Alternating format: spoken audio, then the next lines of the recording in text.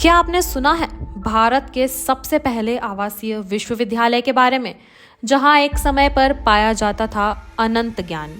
इस महाविद्यालय ने पूरे भारत में फैलाई थी ज्ञान की रोशनी।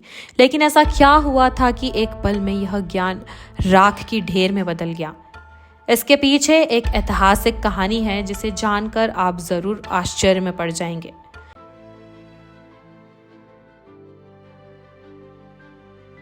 नमस्कार और स्वागत है आपका हिस्ट्री फॉर यू पर। और आज के इस वीडियो में हम आपको बताएंगे एक ऐसे विश्वविद्यालय की कहानी जहां भारत ही नहीं कई देशों से विद्यार्थी आकर प्राप्त करते थे अनंत ज्ञान। तो चलिए सुनाते हैं आपको कहानी नालंदा विश्वविद्यालय की।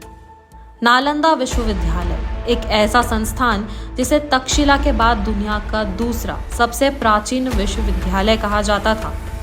संपूर्ण विश्वविद्यालय में भारतीय उपमहाद्वीप को पहचान दिलाने वाले संस्थानों में इसका नाम उल्लेखनीय रहा है। इस विद्यालय की स्थापना गुप्त काल के दौरान 5वीं सदी में हुई। उस समय कुमारगुप्त प्रथम ने इसकी नींव रखी थी। तब यह दुनिया का पहला आवासीय विश्वविद्यालय था। प्राचीन भारत का उच्च शिक्षा का सबसे महत्वपूर्ण केंद्र हुआ करता था। 427 ईस्वी में नालंदा यूनिवर्सिटी की स्थापना हुई। इसे दुनिया का पहला रिहायशी विश्वविद्यालय कहा जाता है, जहां एक समय में मध्य पूर्व एशिया के करीब 10,000 छात्र एक परिसर में रहते हुए अध्ययन करते थे। उस वक्त वहां की लाइब्रेरी में करीब 90 लाख किताबों का संग्रह था। ये छात्र मेडिसिन, तर्कशास्त्र, गणित और बौद्ध सिद्धांतों के बारे में अध्ययन करते थे। तिब्बती धर्मगुरु दलाई लामा ने एक बार कहा था, हम लोगों को जो भी बौद्ध ज्ञान मिला वो सब नालंदा से आया था। स्थापना के करीब 700 साल बाद तक नालंदा यूनिवर्सिटी दुनिया भर में शिक्षा का सबसे बड़ा केंद्र बना रहा। इस दौरान इसकी ख्याति फलती फूलती रही। दुनिया में इसके जैसा कोई दूसरा उदाहरण नहीं नजर आया। मठ के तर्ज पर बनी यूनिवर्सिटी ऑक्सफोर्ड यूनिवर्सिटी और यूरोप की सबसे पुरानी बोलोग्ना यूनिवर्सिटी से 500 साल से भी ज़्यादा पुरानी थी। इतना ही नहीं, दर्शन और धर्म से लेकर यूनिवर्सिटी का बौद्धिक दृष्टिकोण लंबे समय तक एशिया की संस्कृति को गढ़ता रहा। दिलचस्प बात यह है कि नालंदा यूनिवर्सिटी की स्थापना करने वाले गुप्त वंश के शासक धर्मनिष्ठ हिंदू थे, लेकिन वे बौद्ध धर्म, इसकी बौद्धिकता और दार्शनिक लेखन के प्रति सहानुभूति का भाव रखते थे।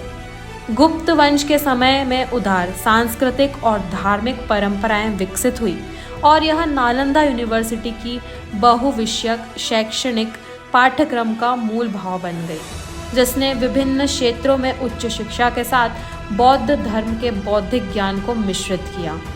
यहाँ का पुस्तकालय दुनिया का सबसे बड़ा ज्ञान का भंडार हुआ करता था। पुस्तकालय में ताड़ के पत्तों पर हस्तलिखित 90 लाख पांडुलिपियां दुनिया में बौद्ध ज्ञान का सबसे समृद्ध भंडार थी। एक दिन ऐसा भी आया जब यह पूरा विश्वविद्यालय जल गया और यहाँ इकट्ठा किया हुआ सारा ज्ञान जलकर राख हो गया। इतिहासकार विश्व प्रसिद्ध नालंदा विश्वविद्यालय को जलाने के पीछे जो वजह बताते हैं, उसके अनुसार एक समय बख्तियार खिलजी बहुत ज़्यादा बीमार पड़ गया। उसके हकीमों ने इसका काफ़ी उपचार किया पर कोई फायदा नहीं हुआ। तब उसे नालंदा विश्वविद्यालय के आयुर्वेद विभाग के प्रमुख आचार्य राहुल श्रीभद्र जी के उपचार कराने की सलाह दी गई। उसने आचार्य राहुल को बुलवा लिया तथा इलाज से पहले शर्त लगा दी कि वह किसी हिंदुस्तानी दवाई का सेवन नहीं करेगा। उसके बाद भी यदि अगर वो ठीक नहीं हुआ तो आचार्य की हत्या करवा देगा। अगले दिन आचार्य उसके पास कुरान लेकर गए और कहा कि कुरान की पृष्ठ संख्या इतने से इतने तक पढ़िए तो आप ठीक हो जाएंगे। उसने वह पढ़ा और वह ठीक हो गया। उसको खुशी नहीं हुई, उसको बहुत गुस्सा आया कि उसके हकीमों से इन भारतीय वैद्यों का ज्ञान श्रेष्ठ क्यों है। और यही वजह रही कि 1199 में उसने नालंदा विश्वविद्यालय में आग लगवा दी। वहाँ इतनी पुस्तकें थी कि आग लगी भी तो 3 माह तक पुस्तकें जलती रही। इसी के साथ उसने हजारों धर्माचार्यों और बौद्ध भिक्षु भी मार डाले। खिलजी के ठीक होने की जो वजह बताई जाती है वह यह है कि वैद्यराज राहुल श्रीमद ने कुरान के कुछ पृष्ठों के कोने पर एक अदृश्य दवा का लेप लगा दिया था।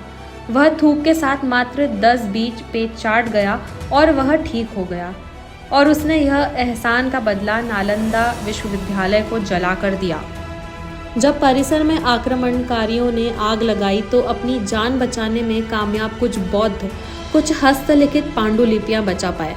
उन्हें अब अमेरिका के लॉस एंजलिस अकाउंटिव म्यूजियम ऑफ आर्ट और तिब्बत के लारयुंग म्यूजियम में देखा जा सकता है। भारत के अग्रणी पुरातत्वविदों में शामिल HD सांकलिया ने अपनी 1934 की पुस्तक द यूनिवर्सिटी ऑफ नालंदा में लिखा है कि किले जैसा परिसर और इसकी संपत्ति को लेकर फैली कहानियों के चलते आक्रमणकारी यहाँ हमले के लिए आकर्षित हुए होंगे। तो यह थी कहानी नालंदा विश्वविद्यालय की, और आपको अगर यह वीडियो दिलचस्प लगा हो तो इसे लाइक और शेयर करें, साथ ही चैनल को सब्सक्राइब करें और आखिर में बेल आइकन ज़रूर दबाएं।